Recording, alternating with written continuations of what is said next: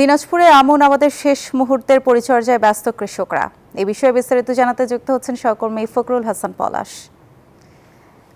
আমন ধানের ফলন নিয়ে কি বলছেন কৃষকরা?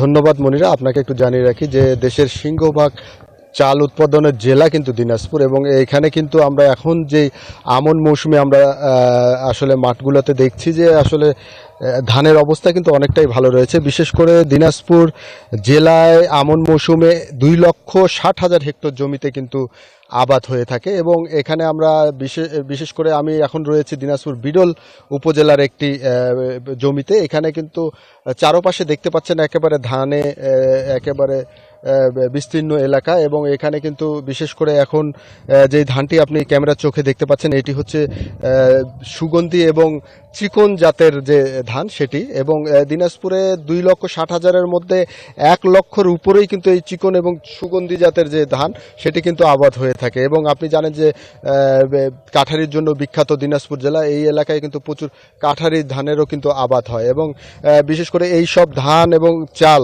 এটি কিন্তু চলে যাচ্ছে দেশের বিভিন্ন অঞ্চলে, এবং এই কৃষক কিন্তু এখন ব্যস্ত সময় পার করছে। এখন বিভিন্ন ধরনের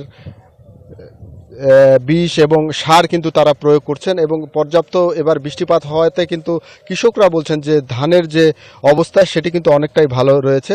আবহাওয়া যদি এরকম শেষ পর্যন্ত থাকে তাহলে তারা কিন্তু ভালো ফলন ঘরে তুলতে পারবেন, এরকমটা কিন্তু কৃষক আমাকে জানিয়েছে। তো এদিক থেকে কৃষি সম্প্রসারণ অধিদপ্তরের পক্ষ থেকে কিন্তু আমাকে জানিয়েছে তারা কিন্তু কৃষকদের কারিগরি সহযোগিতা কিন্তু দিয়ে যাচ্ছেন যাতে কৃষকরা এই ধানগুলো ভালো মতো ঘরে তুলতে পারে। এবং আমরা দিনাজপুর এই চিকন এবং সুগন্ধি যে জাতের চাল সেগুলো কিন্তু আসলে একসময় প্রচুর বিদেশে কিন্তু রপ্তানি হতো, সেটি কিন্তু অনেকটাই কমে গেছে। তো কৃষকরা যারা এই সব ধান আবাদ করেন তারা বলছেন যে এইসব ধান যদি তারা যখন ঘরে তুলবেন তখন এটি যদি রপ্তানির ব্যবস্থা করা যায়, বিশেষ করে সরকারি এবং বেসরকারিভাবে, তাহলে কিন্তু তারা অনেকটা উপকৃত হবে। তো দিনাজপুর থেকে এই ছিল আমার আমন ধান নিয়ে সর্বশেষ। মনিরা, ধন্যবাদ পলাশ আপনাকে।